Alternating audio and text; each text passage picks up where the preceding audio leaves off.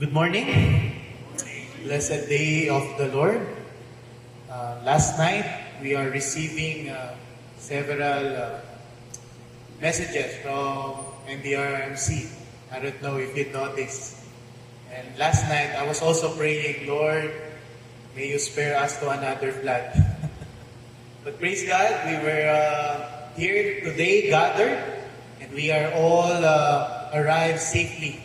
And we are here not only to enjoy the beautiful hymns, the fellowship, the warm fellowship, but also to receive the Word of God.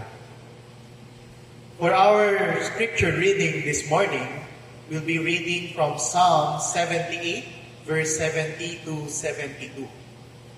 Psalm 78, verses 70 to 72. So I'll be reading from NIV. It says here, He chose David his servant and looked him from the sheep pens. From tending the sheep, He brought him to be the shepherd of His people Jacob, of Israel his inheritance. And David shepherded them with integrity of heart, with skillful hands He led them. Let me repeat the last verse.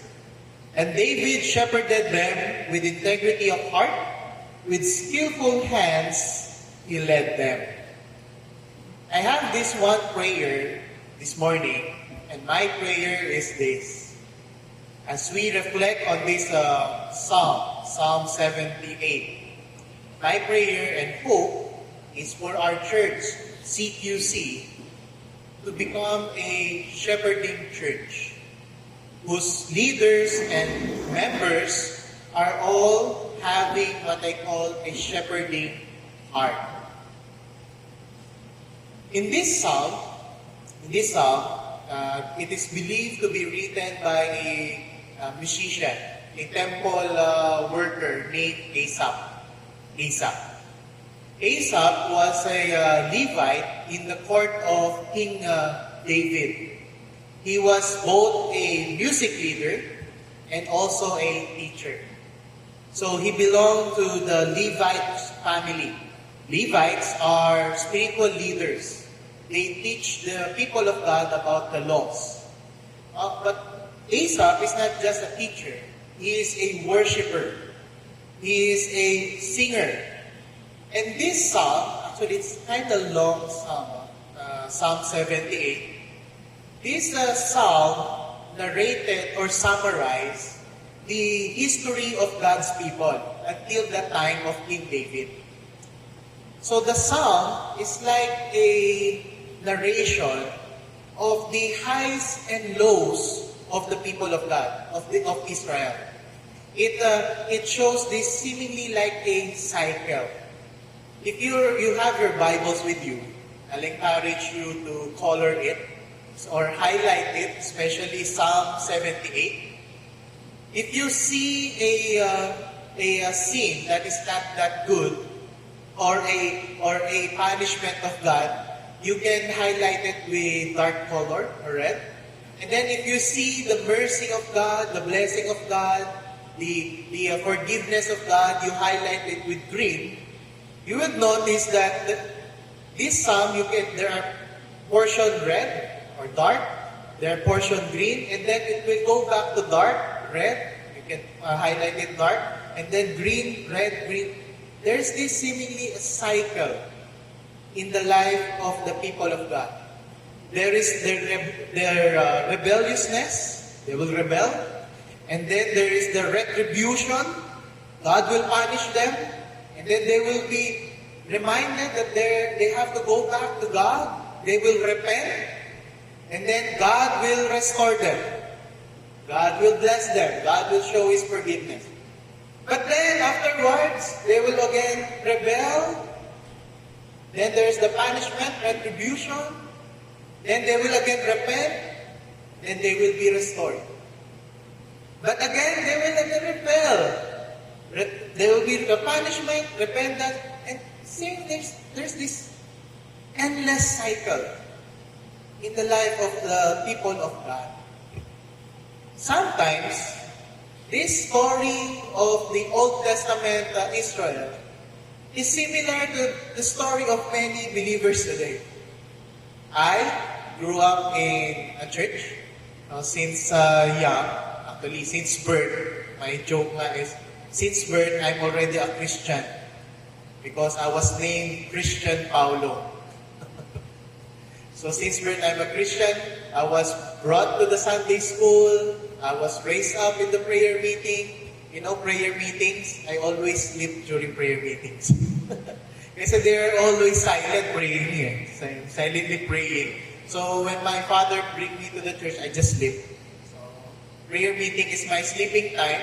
And worship service is playtime. Because I have kids club, Sunday school. So since young, I'm in the church. I know the people in the church. The church people knows me. My father is serving as a leader in the church. So, it's just like that. I'm attending church because my parents are at church. But I have no commitment in the Lord. I'm a rebel. I'm not following God. I'm just there for my parents' sake. But God reminded me that I need a Savior, that I am a sinner. During a camp, year 2005, during a camp, I came to know the Lord as my Savior. So I'm so very hot in my faith that time. I'm so passionate. Lord, I want to follow you. So that was, I'm grade 5 that time. So, very young pa. I was baptized, and then after baptism, back to normal. I was not discipled. I was not mentored. So during high school days, high school days, these are the moments wherein you explore your freedom. High school days, your parents will allow you to hang out with your friends. They will allow you to spend time outside. So those are the days wherein I discovered the worldly things of life. But again, God reminded me of my commitment. After high school, my parents sent me to the seminary to be rehab. That's not to be a pastor actually. They sent me to the seminary just to be rehab. But there, by God's grace, I discovered my calling. And I was reminded that I have this commitment into serving the Lord. But I didn't know that God will lead me to a full-time ministry. And earlier, I was reminded, I graduated this in 2015. So this is my 10th year in the full-time ministry. I serve 7 churches already during my seminary days up to today. So God, despite my shortcomings, my rebelliousness, I remember this Chinese word bokwai. My bokwai days. Pagka makulit daw bokwai. Tama po ba? So, during those days that I am running away from the Lord, there the hand of God is working. And by His grace, He called me out from that sinful life. And now, by God's grace, I was able to serve Him. I don't know how about you.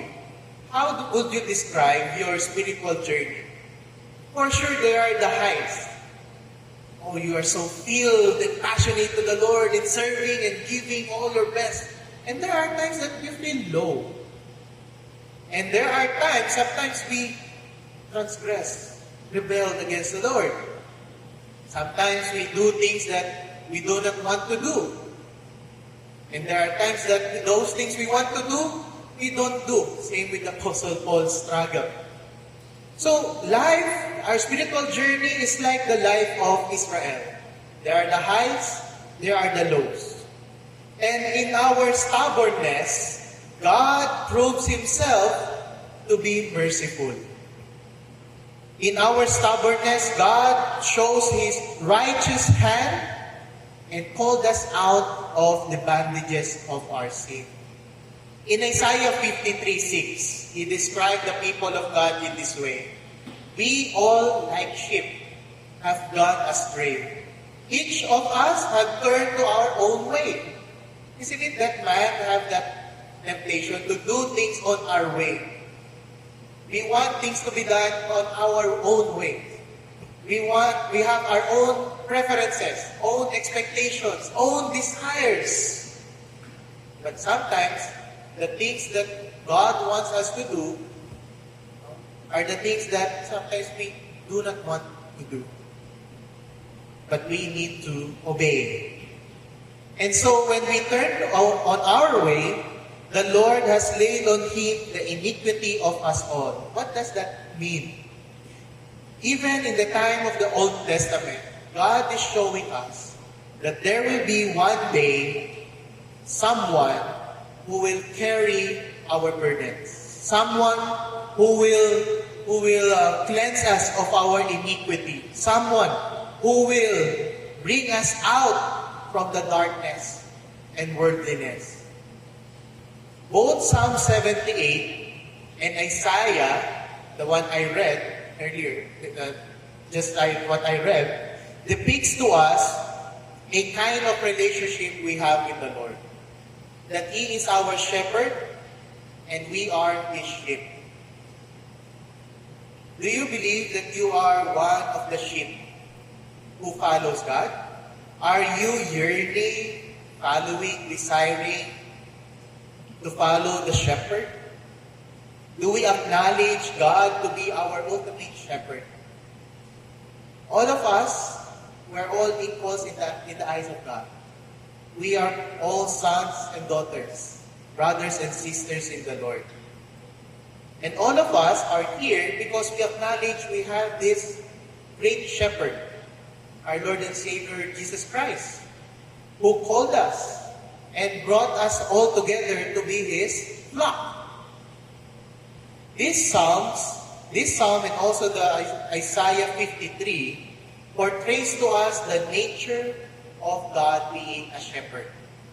That He is a merciful shepherd.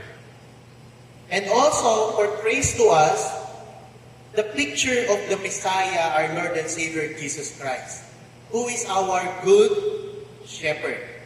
In John 10:11, He says, I am the good shepherd. The good shepherd lays down his life for the sheep. John 10 is the fulfillment of Isaiah 53, when God says that the Lord has laid on Him the iniquity of us all. Jesus laid His life for us to have a new life, a life that is for the Lord. So what can we learn from Psalm 78 and Isaiah 53 now? After seeing David becoming a shepherd, we could see first is that God is constantly shepherding His people. No follower of God could say that they are alone. We always have the abiding presence of our shepherding God. He is shepherding us, leading us. And God is in the business of shepherding His people. God is also in the business of finding His lost sheep. Just like in the parable, the lost sheep in Luke 15. So God is in the business of shepherding. And when the people of God are at loss, God raises up leaders, shepherds, to lead His people. In the time of the Israelites, He raised up David. And there are several kings, prophets, whom God raises up to lead His people.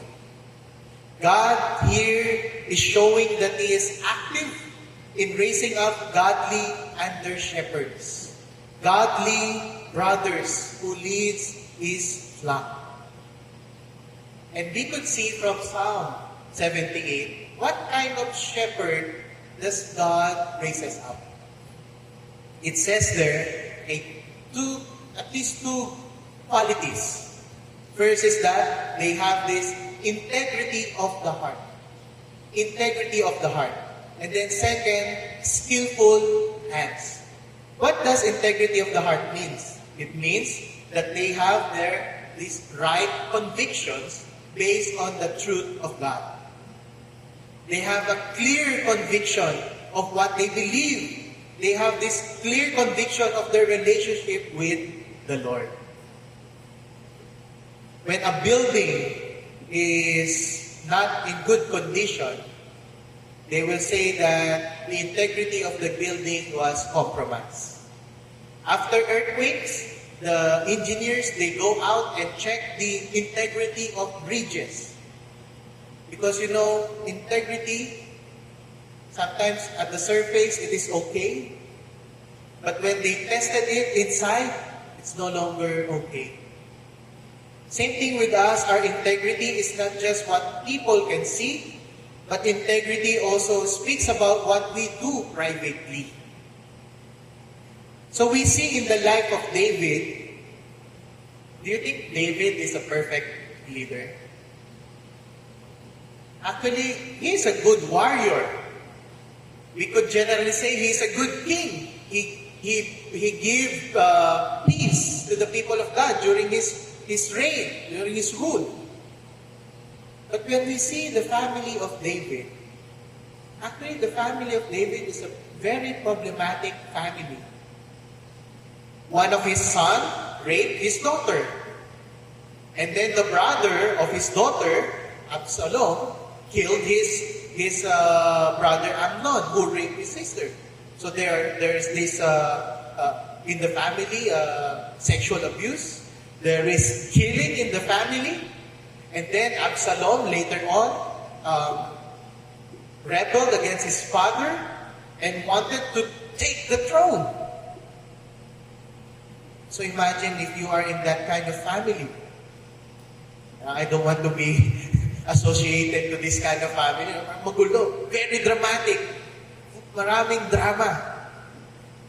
Pwede sa MMK, yung family. But despite that, the psalmist describes David's reign and rule as a king, a shepherd, who led his people with integrity of heart. What sets apart David? David, despite his shortcomings, he repented. He recognizes his sins. He repented and have this relationship with the Lord. Unlike King Saul. King Saul, he doesn't have a relationship with God. He doesn't consider God as his God. He told Samuel, talk to your God. Seek your God, not my God. But David, when he sinned, he repented and then he made this beautiful song, and I do believe it's also a hymn. Restore unto me the joy of thy salvation. We see the integrity of the heart here is a heart that yearns to God, a heart that is humble, a heart that is recognizing its sinfulness and repenting of its sin. A heart that loves God. That's why later on in David's life, he was considered as the man after God's own heart. So maybe we will look ourselves. Can I serve the Lord with integrity of heart? I hope we strive for that. But when we think, wait lang Lord, I have several sins. I have several spiritual struggles. How can I serve the Lord with integrity of heart then? Well, remember our God is a merciful God. He is righteous, but also He is full of grace. The question is, how is our heart right now? Do we still repent of our sins and recognize them as sins? Do we still humble ourselves before the Lord? Second quality is the skillful hands. Not only that we serve the Lord with passion. When after graduating seminary, I'm full of passion. I thought I already know everything that we need to do in the church. And then after graduating, I was sent to a church planting ministry. Everything I learned in the seminary, I set aside. I realized there are so many things that I do not know. I thought I could be a super pastor or a super church worker, that I can do all things through Christ who strengthens me. I do Bible study, okay, I'll go there. I do prayer meeting, I'll go there. They send me to do visitation, I always go. Always on the go. And then I get tired. I learned that not all ministries I can do. Skillful hands, it doesn't mean that every ministry we should do. Skillful hands means that we do the things that we are called by the Lord. I do believe God gifted us with so many gifts. Each believer received a spiritual gift. Each believer received the same spirit that we all enjoy and receive. And this spirit gives us spiritual gifts so that we can work together into building up the body of Christ. The question is, are we equipping ourselves to do good work for the Lord?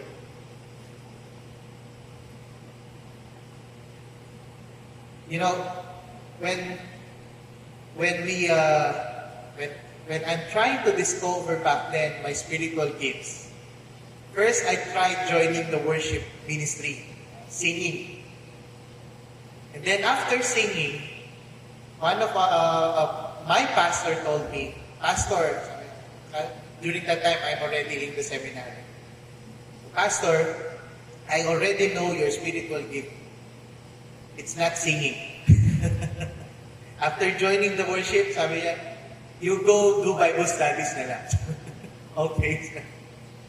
But sometimes, I want to sing eh. I want to sing. But again, my spiritual gift is not there. My singing doesn't encourage it becoming an enduring work.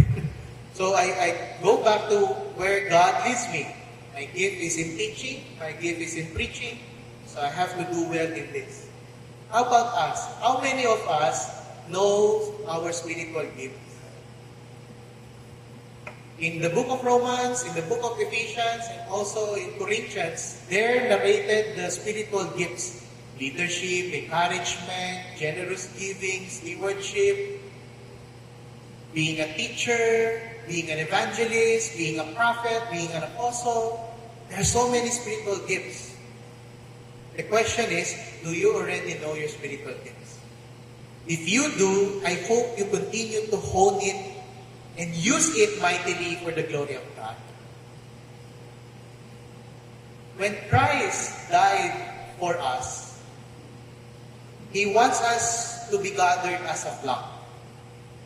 I do believe when God told us that He is the good shepherd, He wants to have a church that have a shepherding heart. A church that can lead people with integrity of heart. A church that can minister to people with skillful hands.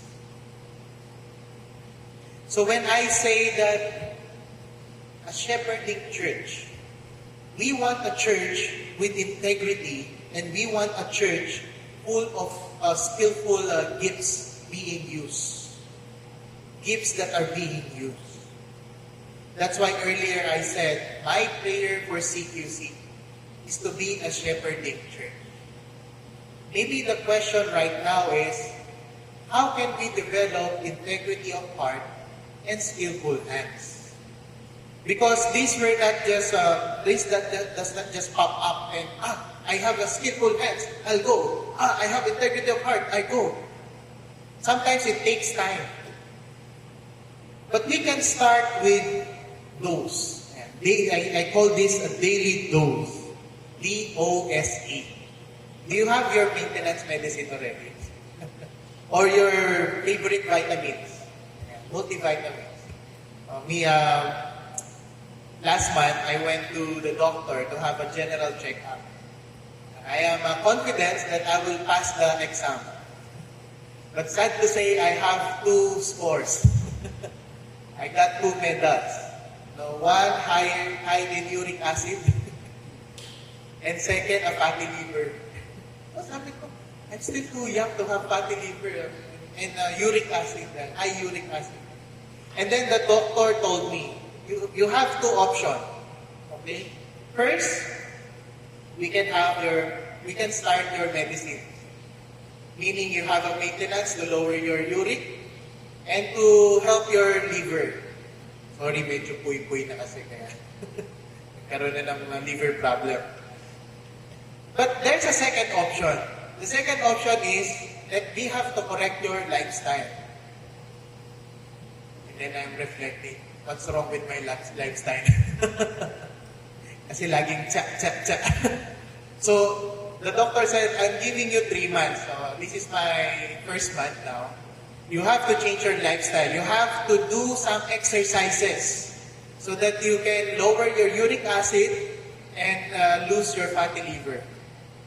Same thing with our spiritual life.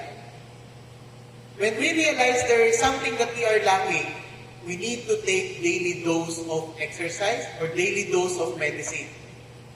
But here, let me suggest 4 things. D-O-S-E, dose. First is, we need to learn our doctrine. We need to go back to our basics. We have beautiful songs and hymns we are singing earlier. They teach us doctrines. And I hope we continue to learn them, our doctrines, our belief, that we have a God, a God who revealed himself in 3 persons. Glory to the Father, to the Son, and to the Spirit. We have a God who is shepherding us. A holy God and also a loving God. Doctrine. Second is ordinances. What are the ordinances? Baptism and communion. Do you still remember when you were baptized? Earlier, I parked at the back and I saw there is a baptismal pool at the back po pala. Very beautiful baptismal pool.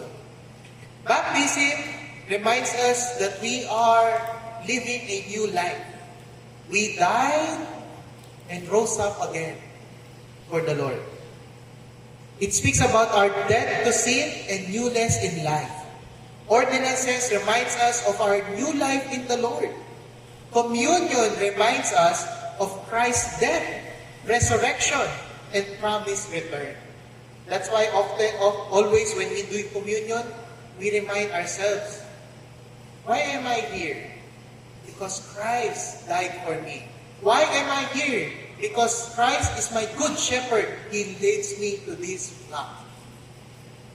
Doctrine, ordinances. What are ordinances? Baptism, communion. These are essential teachings of our church. And not only the D and O, we have the S, spiritual disciplines. Ito yung mahirap, challenging. If you want to build your muscles, your spiritual muscles, we need to do exercise. Exercise. What are the spiritual exercises that we do? We have 4 W's. We have the Word of God. We have worship, gatherings, fellowship, witness, evangelism, declaring our faith, and walking righteously, holy living. Word, worship, witness, and walk. So when you are walking, am I walking closely with the Lord? When I am witnessing, am I declaring my faith in Christ? When I am worshiping, singing, praying, am I magnifying God in my life? When I am reading His Word, am I getting fed by the Word of God? Exercise. This one I really struggle. Physical exercise. But after the doctor's appointment, I realized it is necessary. How about us? How we do exercises? How do we do spiritual exercises? And lastly, D, O, S, and letter E is examination of our faith. Sometimes, we also need to pause. We need to have solitude. We need to have meditation. I remember this beautiful illustration of a man from the province went to the city and met his friend. And while they were walking in the city, the man from the province says, I hear a cricket. Do you know what cricket sounds? Okay. When there's a cricket, especially in the grass or in the trees, you can hear crickets in the province. But here in the city, do we still hear crickets? Parang wala na, you know? I don't know here. We have trees and a small garden here, no? But if you walk in BGC or in EDSA, for sure you will not find crickets there. You cannot hear them because it's so noisy.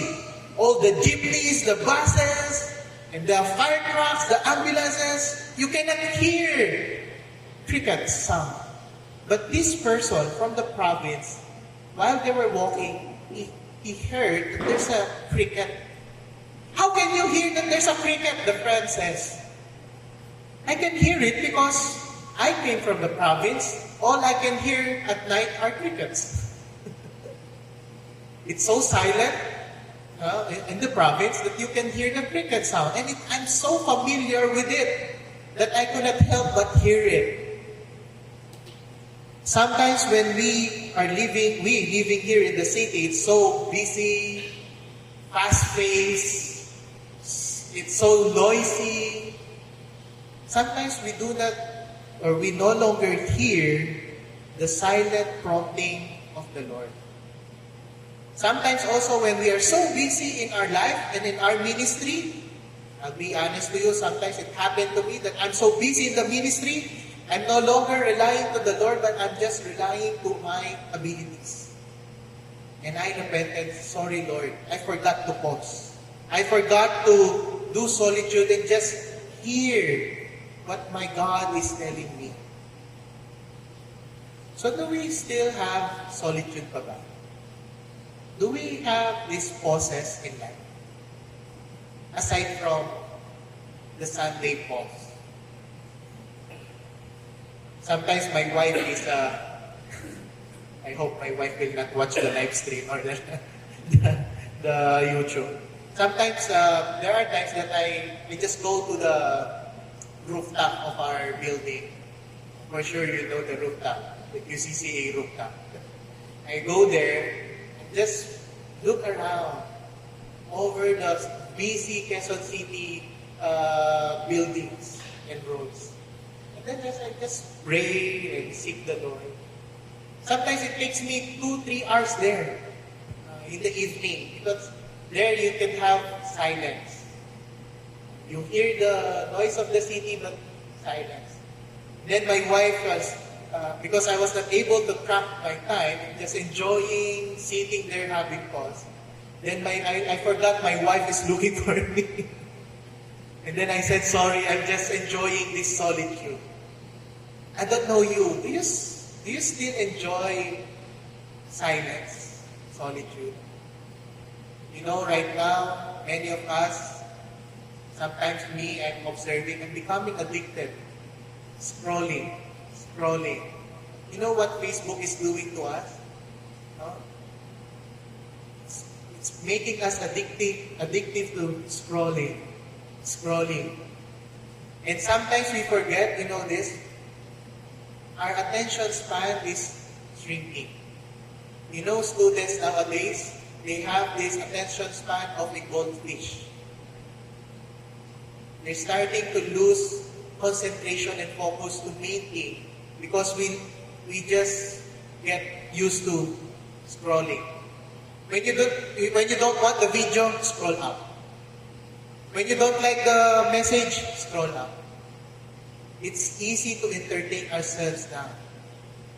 That we forgot that we need to sometimes close our gadgets and just, Lord, where are you leading me now? You know, earlier I'm happy to see that one of our alumni from UCCA is here. You know, I'm also teaching in the school. And there is this young student who, during my Bible class, imagine that, I'm a teacher in the Bible class. I'm teaching them Bible and faith. And then one of my students stood up and told me, during class, all my students are there hearing her, told me that, sir, we do not have to have a belief to live a good life. I think sabi niya, we do not need to have a belief to have a good life. Because I'm teaching them about Christian faith and belief. And then she is telling me, Sir Pao, Pastor Pao, we do not need belief to have a good life. I'm really shocked during that time, and I told her, you do not know what you are saying. No, sir, seriously. I do not have a belief in God. I do not have a belief, but I am happy. I do not have a belief that I can have a good life. What do you think of that? Sometimes they say that there is no such thing as a stupid question or a foolish question. But this one, it's really a question coming from a foolish heart. Why? How can you say that you do not need a belief to have a good life? I asked her, is that your belief? Do you get it? It's self-contradicting.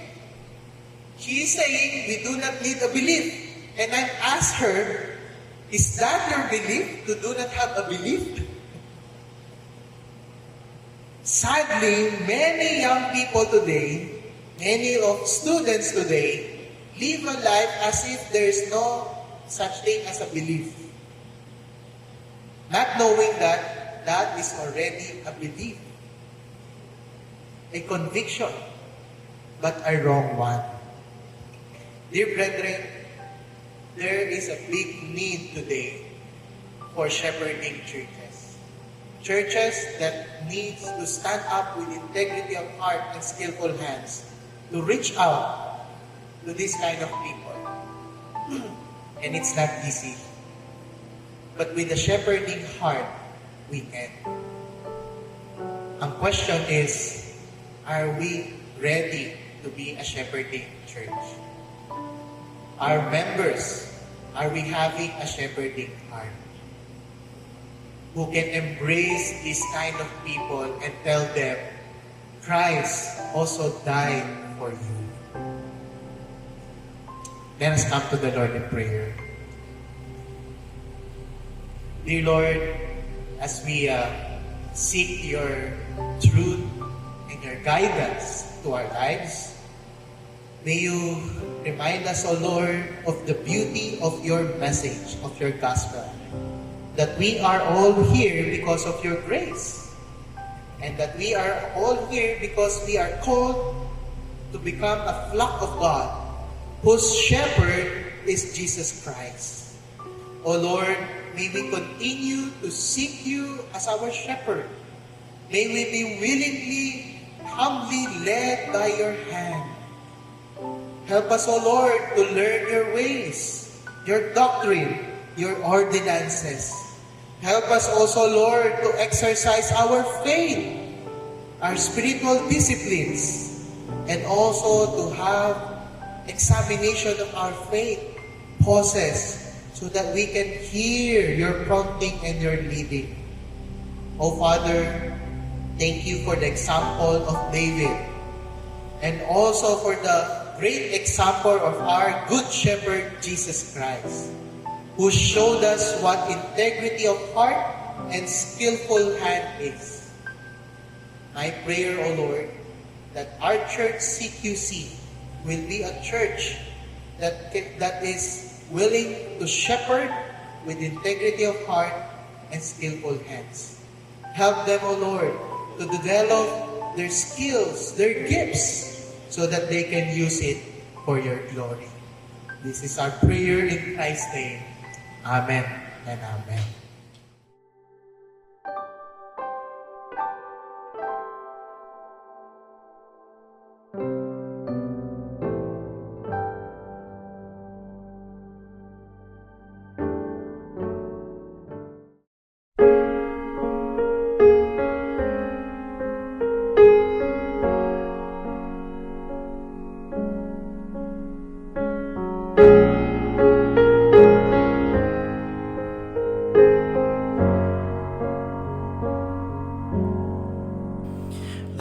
I hear the Savior say, thy strength indeed is small. Child of weakness, watch and pray. Find in me thine all in all. Jesus paid it all to him I owe. Sin had left a crimson stain, he washed it white as snow. Lord, now indeed I find thy power and thine alone can change the leper's spot and melt the heart of stone. Jesus paid it all to him I owe. Sin had left a crimson stain, he washed it white as snow.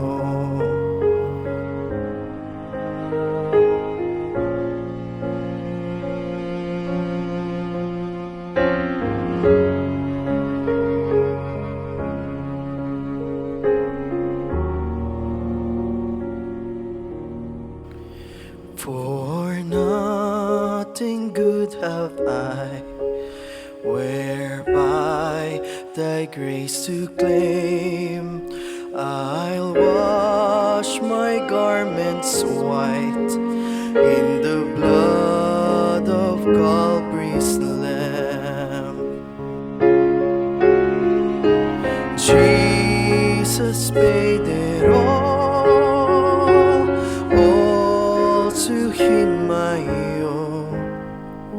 Sin had left a crimson stain, he washed it white as snow.